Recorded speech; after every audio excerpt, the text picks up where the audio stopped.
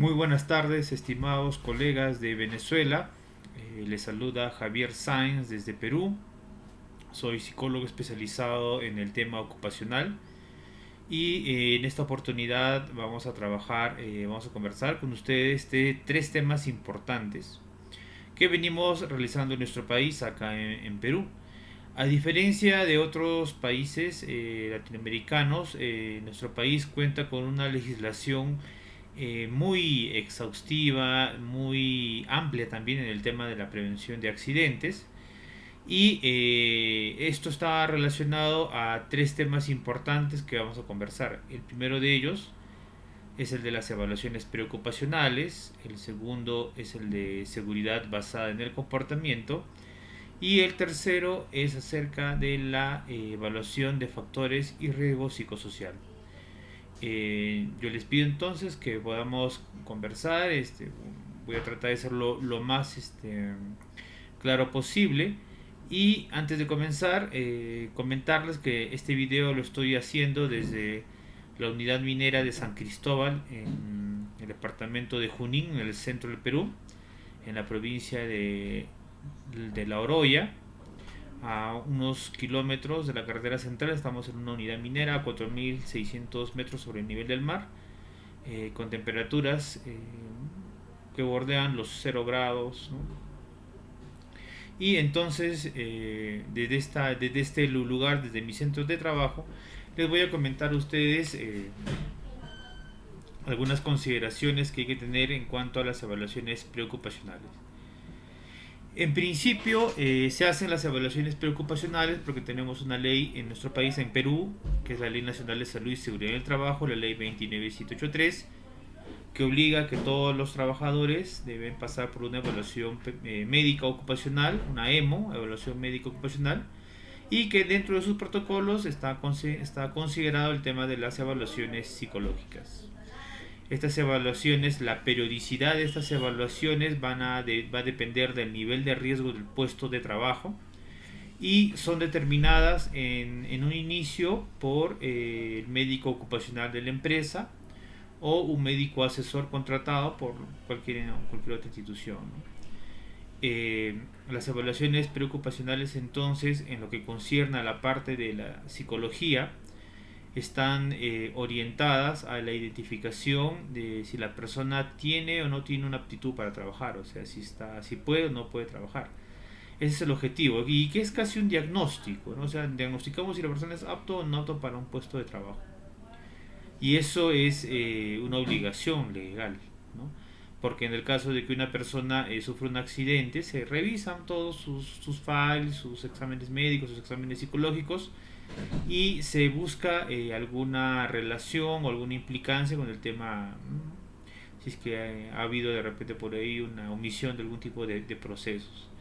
En ese sentido, las evaluaciones preocupacionales que hacemos en Perú tienen un carácter legal.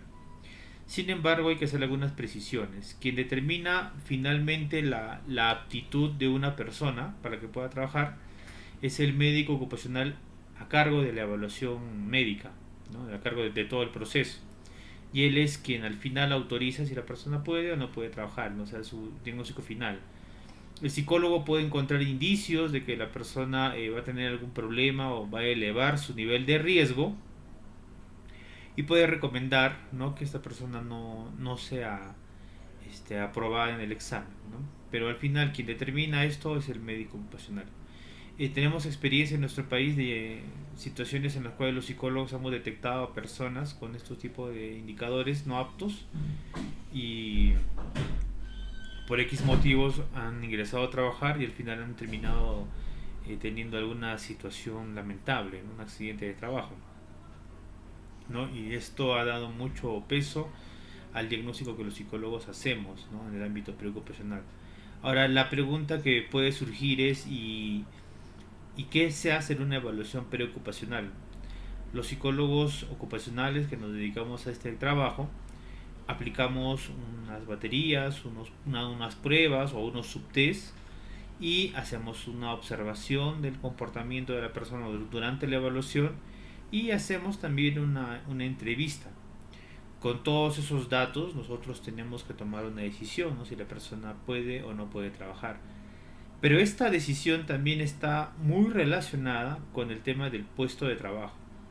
Es decir, que hay posiciones laborales, hay puestos de trabajo que tienen mayor riesgo que otras, ¿no? Por ejemplo, una cosa muy diferente es trabajar en una oficina y otra cosa es pues, operar un equipo o hacer un trabajo pues, en el interior de una mina o un trabajo de una planta donde hay una altura estructural o haya temperaturas elevadas o tengo que manejar yo pues circuitos o paneles o tableros eléctricos.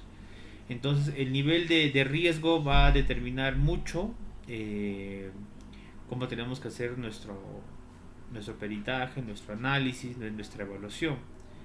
Ahora hay pero algunas preguntas que nos pueden surgir, ¿no? ¿Qué evaluar, ¿no? Para determinar si una persona puede o no trabajar. Entonces, cuando nosotros evaluamos a una persona, nosotros tenemos bien claro el concepto de personalidad, ¿no? Y para nosotros los psicólogos ocupacionales, la personalidad pues es el conjunto de sistemas de información que básicamente procesan tres tipos de información. La primera es información emocional, la segunda es información cognitiva y la tercera es información motivacional.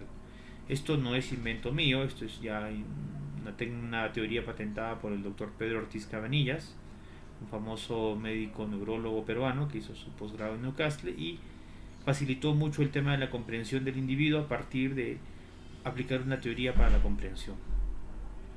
Entonces, en los procesos de evaluación nosotros utilizamos nuestras pruebas para ver la parte emocional, ¿no? Ver la parte cognitiva y ver la parte motivacional. Bueno, la parte motivacional la vemos más que todo con observación, a través de la observación del comportamiento, más que a una entrevista o llenado de pruebas, porque la parte motivacional, de alguna u otra forma, las personas pueden, ¿no? Tienen la tendencia a falsear información, ¿no? Porque a veces una evaluación médico ocupacional es un requisito final, ¿no? Para un ingreso a una persona que ingresa a trabajar, entonces la persona va a tratar de mostrarse siempre mejor de lo que está, ¿no? Para nosotros, por ejemplo, eso indica que la persona eleva su tendencia a tener más, a ser más aceptado por los demás, ¿no? Su deseabilidad social. Entonces, nosotros, básicamente en las clínicas ocupacionales, pero también de manera particular las empresas piden, ¿no? ¿Sabe qué? Queremos que hagan una evaluación a nuestro personal. Ok, vamos y hacemos una evaluación y nos centramos en aspectos, ¿no? ¿No? Emocionales, cognitivos y afectivos. Dentro de los aspectos emocionales nosotros trabajamos el tema del análisis del control del estrés. Es importante porque el estrés tiene una relación directa con los accidentes. El segundo punto que vemos directamente es la presencia o no de una patología, ¿no? Ahora, la patología no es condición de exclusión. Hay personas que tienen patología y pueden trabajar. Básicamente, la patología está supeditada al puesto de trabajo, ¿no? Por ejemplo, si tiene una patología, un trastorno psicótico, pues un trastorno esquizofrénico o un trastorno no sé, paranoide. Pero si la persona está consumiendo su medicación, ¿okay? La persona puede hacer su trabajo, pero eso depende del puesto, ¿no? No es lo mismo trabajar en un almacén y tener una psicopatología que trabajar pues con una maquinaria pesada, ¿no? O trabajar conduciendo pues por una larga distancia. Eso va a implicar algunas consideraciones que uno tiene que tener en cuenta al momento de hacer el diagnóstico, ¿no? En la parte cognitiva, cuando analizamos los procesos cognitivos, pues nos enfocamos básicamente en los procesos de comprensión, porque vivimos en un mundo laboral donde uno tiene que llenar procedimientos, formularios, hacer permisos de trabajo, análisis de riesgos, y uno necesita pues cierto nivel de comprensión, ¿no? Que debe de estar pues siquiera dentro del promedio bajo, promedio alto, alto, ¿no? Tener un nivel de comprensión un poco bajo también va a ser una cuestión que va a estar altamente relacionada a la presencia de riesgos en los accidentarse, ¿no? Y el tema motivacional es un tema muy interesante porque es un tema que nos permite predecir el comportamiento posterior de las personas, ¿no? Cómo está su motivación, cómo son sus valores, ¿no? Y eso en una entrevista puede tener algunos datos, ¿no? Y ahora nos preguntaremos y cómo hacemos nosotros para con tan pocos datos tomar una decisión. Básicamente el muestreo que nosotros hacemos de los datos cuando evaluamos a una persona ¿no? Escoger las variables emocionales más importantes, por ejemplo, control del estrés, por ejemplo, presencia de una psicopatología, temas de comunicación, temas de control emocional, temas cognitivos, vemos la parte ya de la comprensión, rapidez motora, vemos coordinación ojo-mano, capacidad de memoria, ¿no? Y en temas motivacionales básicamente nos interesa a nosotros la planificación de la acción, que es un buen predictor, ¿no? Y el tema de seguimiento de instrucciones. Yo creo que dentro de todos los indicadores de predicción, el que más nos interesa es el de seguimiento de instrucciones, porque está comprobado que una persona tiene dificultad para seguir instrucciones, es una persona proclive a accidentarse.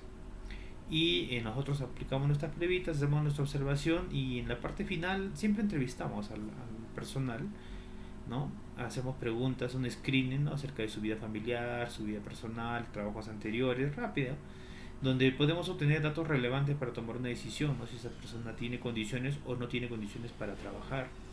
Ahora, toda esa información nosotros la ponemos en un informe.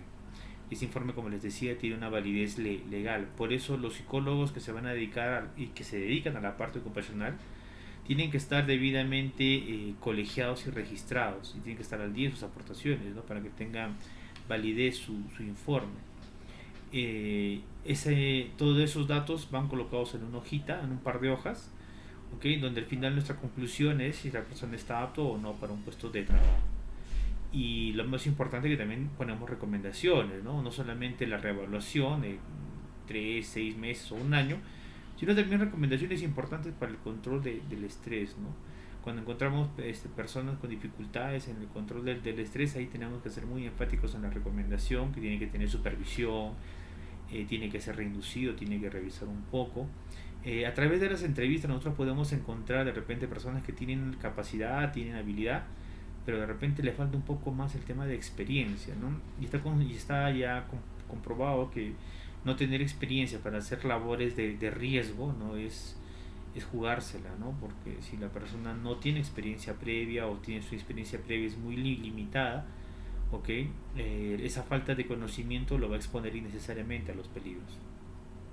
Entonces para nosotros constituye importante no solamente aplicar pruebas, sino también entrevistar a las personas, ¿no? Muchas veces en un momento nos ha tocado evaluar gente que a nivel de las pruebas lo resuelve todo correctamente, pero en la entrevista identificamos algunos comportamientos, algunos manerismos que nos llama la atención y entonces emitimos nuestras recomendaciones, ¿no? De repente la persona necesita una interconsulta psiquiatría, ¿no? Y esto es cierto, ¿no? El tema psiquiátrico, si bien es cierto, la OMS dice que más o menos de cada 10 personas uno va a tener una psicopatología en algún momento de su vida. Las investigaciones que estamos haciendo constantemente en nuestro país nos están enseñando que más o menos la cantidad es un poco más elevada, o sea, no es uno de cada 10, sino son 3 de cada 10. Nosotros estamos en Perú. Perú ha sido un país con una guerra interna de 20 años, donde todavía nosotros podemos observar sus secuelas. En los últimos meses se habla mucho del feminicidio, de la conducta agresiva hacia las mujeres, que en buena cuenta es una pauta que se viene repitiendo, ¿no? Un comportamiento agresivo hacia seres a los cuales se considera inferiores. Y hay mucho que trabajar en eso, ¿no? En las empresas hacen grandes trabajos de prevención, de screening, de evaluación, y sería bueno también que en otras latitudes, en otros países, ¿no? Hagan ustedes la experiencia, ¿no? En Perú, como les decía, a diferencia de otros países, nosotros hacemos evaluaciones psicológicas masivas, en cantidad, a personas antes de trabajar.